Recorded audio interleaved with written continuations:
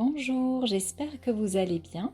Je suis ravie de vous retrouver pour ce nouveau podcast sur le thème du sommeil et d'éventuels problèmes de sommeil que vous pourriez avoir.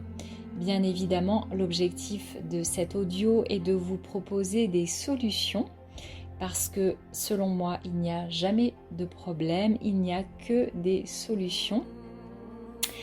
Avant que je ne vous parle de ces solutions en question, je vous invite à vous abonner à ma chaîne YouTube si ce n'est pas encore fait et si les sujets vous intéressent bien évidemment. Pour les personnes qui ne me connaissent pas encore, je suis Sophie Orvelker et j'ai créé cette chaîne pour vous aider à élever votre vibration, pour vous sentir toujours mieux à tout niveau et pour pouvoir attirer à vous, manifester dans votre vie toujours plus de bonheur, de bonne santé, d'harmonie et de joie. Dans ce podcast, je souhaiterais vous parler des problèmes de sommeil parce que c'est un sujet qui revient souvent en séance individuelle lorsque je reçois des personnes, soit à mon cabinet ou alors que je leur fais des soins à distance. La raison qui revient souvent, c'est le sommeil, des problèmes de sommeil, un sommeil perturbé, des difficultés à s'endormir, ou bien ça peut être des réveils nocturnes, des difficultés à se rendormir en pleine nuit. Alors les problèmes de sommeil peuvent avoir des origines diverses et variées.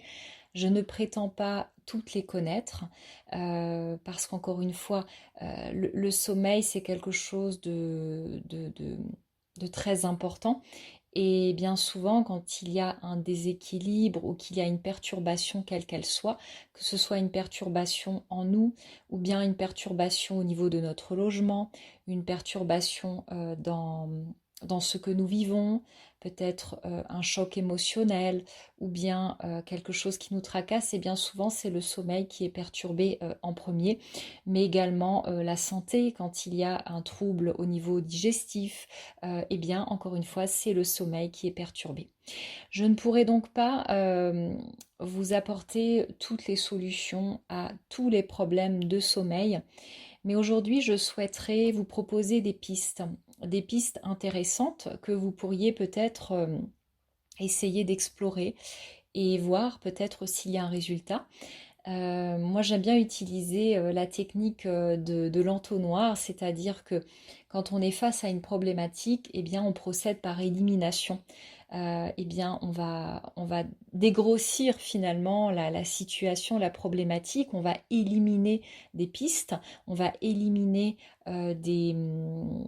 des hypothèses, et à force d'éliminer des hypothèses, on finit par mettre le doigt sur ce qui coince, sur ce qui pose problème.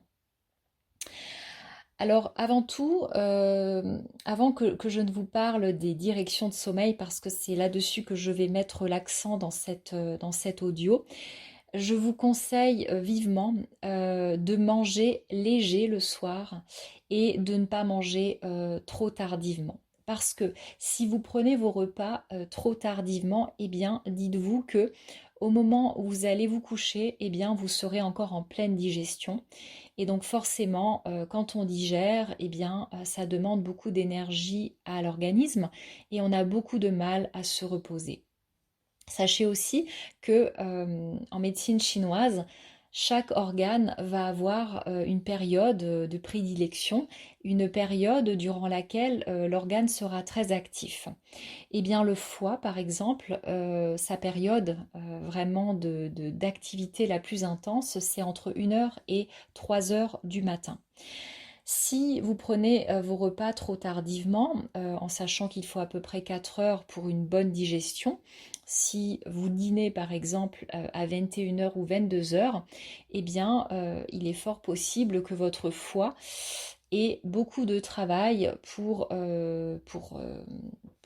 éliminer finalement, pour activer le processus de digestion en pleine nuit, alors que si vous dînez tôt, vous allez permettre à votre foie de se reposer et surtout de se régénérer. C'est-à-dire qu'entre 1 heure et 3 heures du matin, au lieu d'être très actif, eh bien, il pourra se régénérer et vous le sentirez au niveau du sommeil, mais aussi au niveau de votre réveil. Au petit matin, vous vous sentirez bien mieux que lorsque le foie a dû travailler dur toute la nuit. Je vous conseille donc de manger léger le soir. De toute façon, vous avez peut-être déjà entendu ce dicton, c'est d'essayer de prendre un petit déjeuner de roi, un déjeuner de prince et un dîner de pauvre. Par ailleurs, le soir, je vous encourage vivement à essayer d'avoir une activité qui vous conduise doucement vers la détente, vers la relaxation et vers le sommeil. C'est-à-dire de ne pas être dans des activités trop intenses parce que pour que vous ayez un bon sommeil, il est important que votre cerveau puisse se mettre euh, en onde alpha, en onde θ et non en ondes bêta. Donc je ne vais pas vous faire un cours sur les ondes cérébrales, mais pour que le sommeil puisse arriver, pour que nous puissions vraiment commencer à sécréter les hormones du sommeil, comme la mélatonine, eh bien il faut que notre cerveau puisse commencer à générer des fréquences beaucoup plus lentes, hein, ce qu'on appelle les fréquences alpha, les fréquences delta, θ, etc.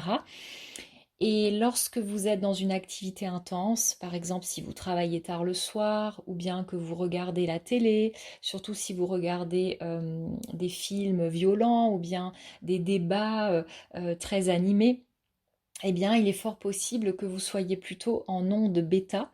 Et les ondes bêta sont des ondes beaucoup plus rapides qui excitent finalement l'organisme et qui vous empêchent aussi de rentrer dans cette phase de sommeil.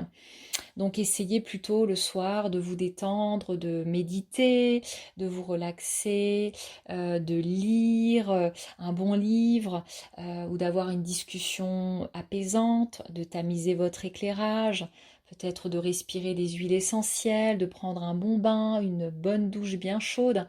Toutes ces activités favoriseront un meilleur endormissement et donc forcément une meilleure nuit de sommeil.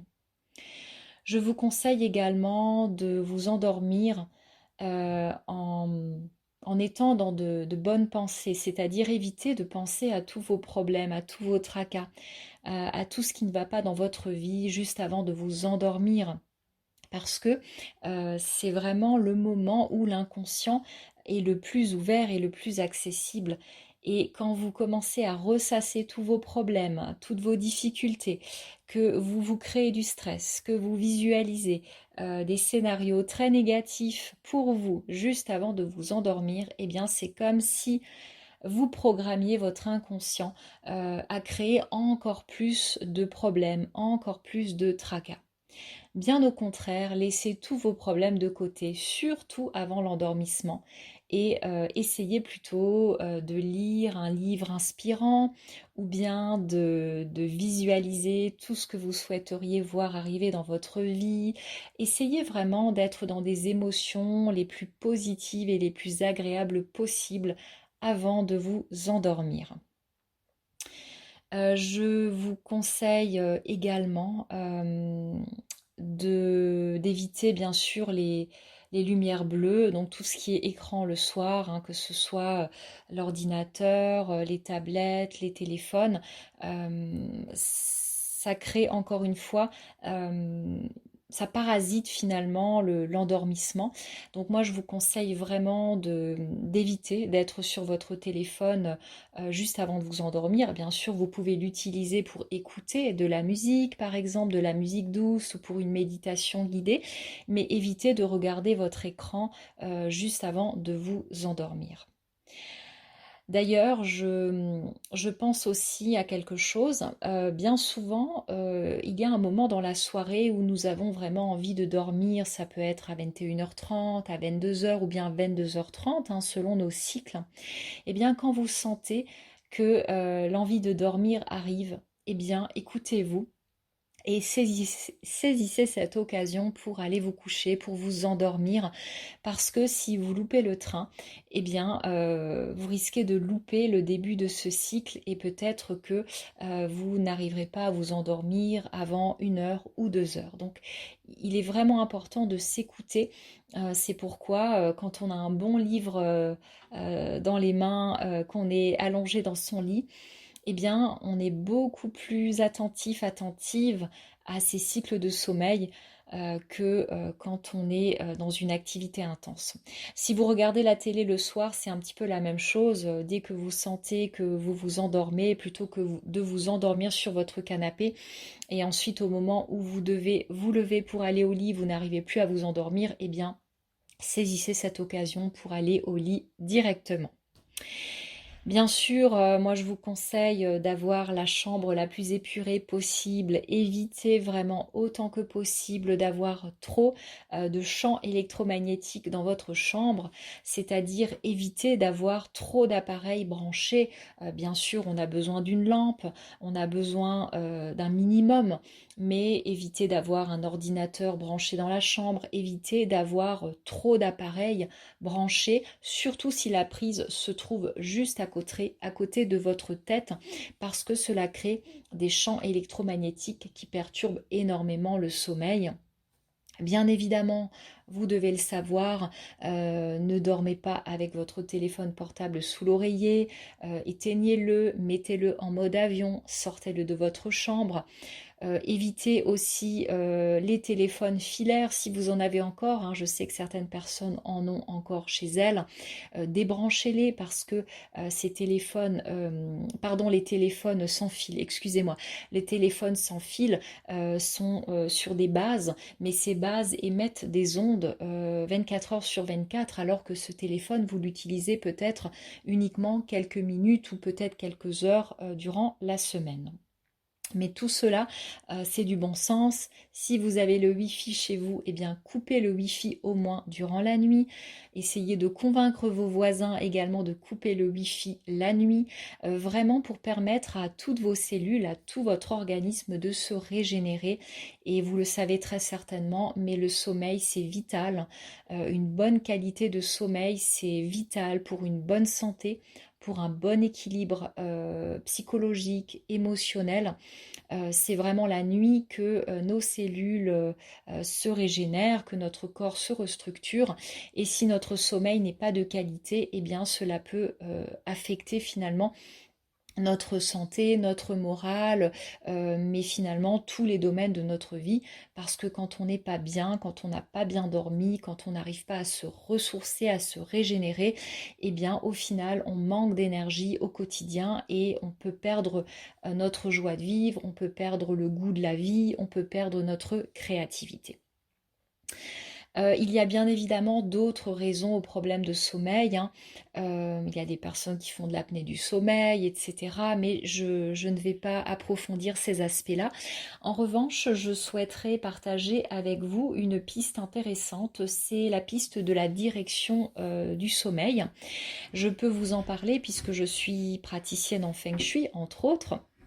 Euh, voilà, je suis également énergéticienne, je pratique l'astrologie chinoise, je pratique différentes techniques énergétiques, mais la toute première activité que j'ai démarrée dans l'énergie, c'est justement le Feng Shui. Et en Feng Shui, eh bien, l'on regarde de très près les directions de sommeil. Alors la direction de sommeil, c'est quoi? C'est vers quelle direction votre tête pointe lorsque vous dormez. Finalement, c'est la direction de votre tête de lit. Alors bien sûr, il y a ce fameux mythe qui dit que dormir la tête au nord, c'est très bien. Eh bien, ma réponse, c'est oui et non. Ça dépend vraiment de votre énergie, de votre date de naissance. Pour certaines personnes, la direction nord est très favorable et pour d'autres, elle est moins favorable. Pour certaines personnes, la direction nord est très favorable, par exemple, pour le travail, pour le dynamisme, mais pas du tout pour le sommeil. Donc, j'ai vraiment envie de vous dire, ça dépend. Mais sachez vraiment que nous ne sommes pas tous égaux à ce niveau-là. Il y a des directions qui peuvent vraiment perturber le sommeil. Alors d'une part, nous avons tous une direction qui va venir nous pomper de l'énergie, qui va venir nous drainer au niveau énergétique. C'est-à-dire que si vous dormez toutes les nuits en utilisant cette direction, c'est un petit peu comme si durant toute la nuit, on venait vous pomper de l'énergie. Et le matin, vous vous réveillez, vous êtes encore plus fatigué que lorsque vous vous êtes couché. Vous n'arrivez pas à récupérer et pourtant vous avez une bonne alimentation, une bonne hygiène de vie, vous faites ce qu'il faut. Donc je dirais que c'est vraiment dommage parce que quand vous utilisez cette direction sans le savoir, eh bien ça peut vraiment vous desservir. Et ça peut avoir un impact néfaste, aussi bien au niveau de votre santé que votre équilibre émotionnel. Ensuite, il y a une autre direction qui peut être gênante pour le sommeil, surtout pour les enfants ou les personnes qui sont hyperactives ou qui ont un mental très fort. C'est une direction qui a tendance à nous dynamiser à l'excès, qui a tendance à nous faire cogiter beaucoup, qui active énormément le mental, qui justement a tendance à générer des ondes bêta. Donc ce sont les ondes qui sont idéales quand on a besoin d'être concentré, quand on a besoin de travailler, mais par contre qui ne sont pas du tout bénéfiques à un sommeil réparateur. Alors, il peut arriver par exemple que des enfants qui dorment avec cette direction-là aient des réveils nocturnes assez fréquents parce que justement un enfant a déjà beaucoup d'énergie, de l'énergie à revendre.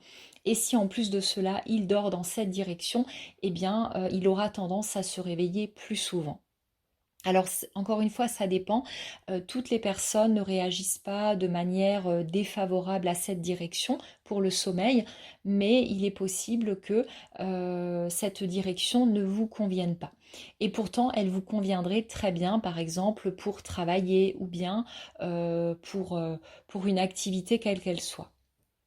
Alors euh, il y a différents types de directions. Alors il y a un groupe de directions favorables, donc des directions qui sont très intéressantes. Et dans le groupe de ces directions favorables, il y en a une qui est vraiment la meilleure pour le sommeil, parce que c'est vraiment la direction qui va le plus vous permettre d'être dans des ondes delta, theta, donc les meilleures ondes pour le sommeil. Ce sont des directions, alors selon la date de naissance, ça ne va pas être la même, hein, par exemple, peut-être que pour telle personne, cette direction sera la direction sud, pour une autre personne, ce sera plutôt la direction sud-ouest, pour une autre personne, ce sera la direction ouest.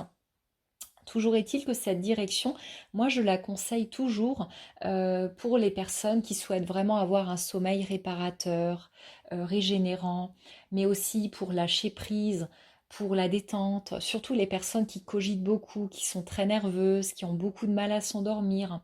Donc c'est vraiment une direction qui est idéale hein, pour vraiment s'apaiser. Et d'ailleurs, je la conseille aussi pour les personnes qui souhaitent méditer, se relaxer. Il y a aussi des directions intéressantes pour le sommeil, par exemple pour les personnes qui ont des difficultés, des problèmes de santé, qui ont une santé fragile, eh bien il y a une autre direction que je préconise parce qu'elle va venir soutenir la santé, elle va favoriser plus facilement, plus rapidement la guérison, donc c'est une direction qui peut être vraiment très intéressante. Elle va venir apaiser les conflits intérieurs, extérieurs. Et enfin, il y a aussi une direction qui a tendance à favoriser la longévité, qui pérennise, qui consolide vos acquis et qui va aussi vous permettre de récupérer vos énergies. Surtout si vous avez tendance à perdre beaucoup d'énergie, que ce soit par votre travail ou peut-être par l'environnement dans lequel vous vous trouvez, ou bien peut-être par votre structure familiale, si vous êtes maman de 4 enfants eh bien peut-être qu'on vous en demande beaucoup tous les jours et que vous avez besoin de recharger les batteries la nuit.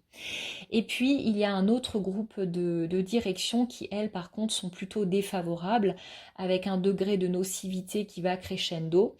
et vous rajoutez à cette direction une direction qu'on appelle de fuite énergétique qui, elle, vous draine complètement au niveau énergétique. Donc c'est celle dont je vous parlais au début de ce podcast. Voilà, donc je souhaitais vraiment vous sensibiliser, vous rendre attentif au fait que votre direction de sommeil a un impact.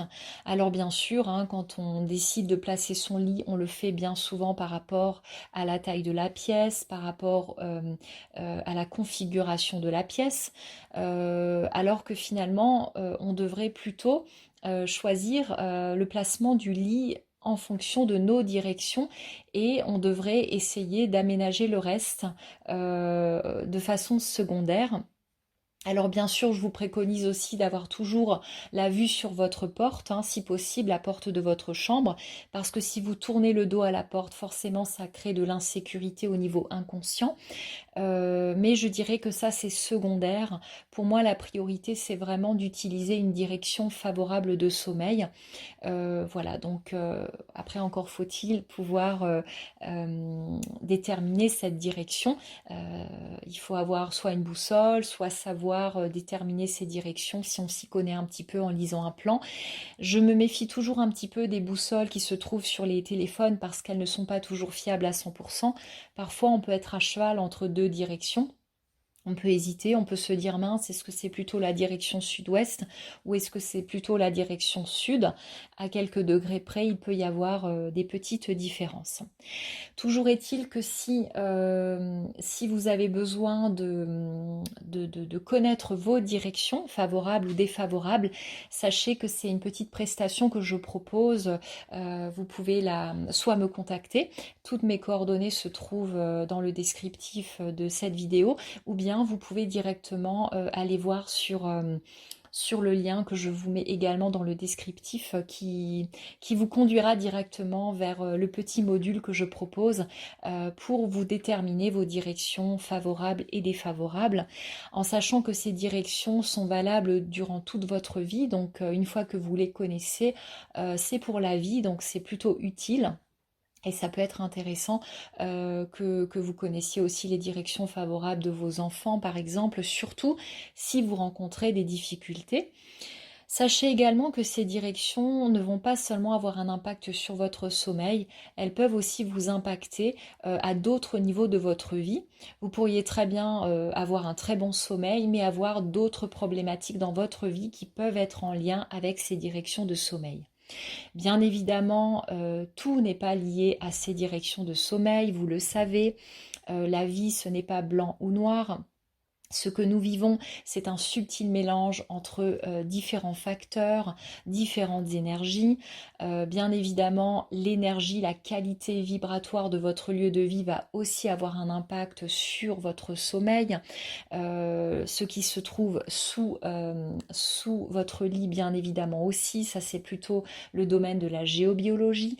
Donc c'est pour ça, je vous conseille vraiment d'explorer toutes les pistes et surtout de n'en négliger aucune parce que vos problèmes de sommeil ne viennent pas forcément d'une seule source, ou peut-être que jusqu'à présent vous avez laissé de côté certaines pistes et que aujourd'hui eh bien vous en prenez conscience. Voilà, donc j'espère que cette vidéo, cet audio, ce podcast vous sera bénéfique. Le but de mes vidéos, c'est aussi de vous sensibiliser, de vous rendre attentif peut-être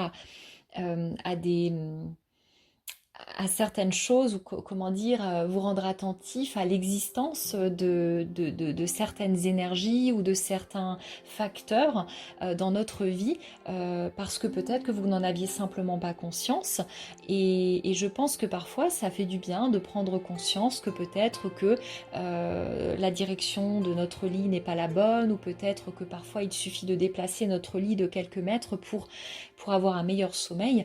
Et parfois le fait d'avoir un meilleur sommeil, eh bien ça peut complètement changer notre vie, et donc je pense que ça vaut vraiment le coup d'y réfléchir, ou au moins d'en avoir conscience.